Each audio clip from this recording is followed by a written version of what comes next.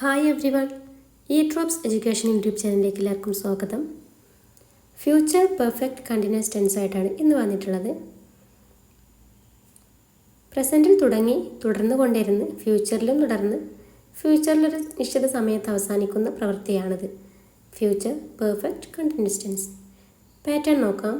Subject will have been plus V4, വെർബിൻ്റെ ING രൂപം. Sentence നോക്കാം. I will have been working when you will come here tomorrow.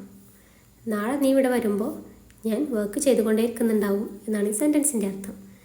ഞാനിപ്പോൾ work ചെയ്യാണ്, അപ്പം നാളെ നീ വരുമ്പോഴും ഞാൻ വർക്ക് ചെയ്തുകൊണ്ടിരിക്കുന്നുണ്ടാവും എന്നാണ്. I will have been working when you will come here tomorrow. നാളെ നീ ഇവിടെ വരുമ്പോൾ ഞാൻ വർക്ക് ചെയ്തുകൊണ്ടേയിരിക്കുന്നുണ്ടാവും. ഇനി അടുത്ത സെൻറ്റൻസ് നോക്കാം. I will have been living in Mumbai for 6 months. 6 മാസത്തോളമായിട്ട് ഞാൻ മുംബൈയിൽ താമസിച്ചുകൊണ്ടേയിരിക്കുന്നുണ്ടാവും. അതാണ് ഈ സെൻറ്റൻസിൻ്റെ അർത്ഥം. I will have been living in Mumbai for 6 months. 6 മാസത്തോളമായിട്ട് ഞാൻ മുംബൈയിൽ താമസിച്ചുകൊണ്ടിരിക്കുന്നുണ്ടാവും.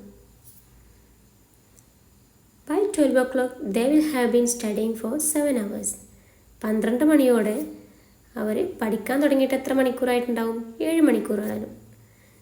By 12 o'clock they will have been studying for 7 hours. 12 മണിയോടെ 7 മണിക്കൂറോളമായിട്ട് അവർ പഠിച്ചുകൊണ്ടിരിക്കുന്നുണ്ടാവും. She will have been teaching students for 4 months.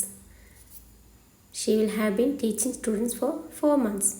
4 മാസത്തോളമായിട്ട് അവൾ പഠിപ്പിച്ചുകൊണ്ടിരിക്കുന്നുണ്ടാവും. ഇതാണ് ഈ സെൻറ്റൻസിൻ്റെ അർത്ഥം.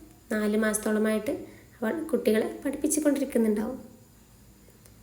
സബ്ജക്റ്റ് ഉണ്ട്, വിൽ ഹാവ് ബീൻ ഉണ്ട്, അതുപോലെ വെർബിൻ്റെ ING ഉള്ള രൂപമുണ്ട്.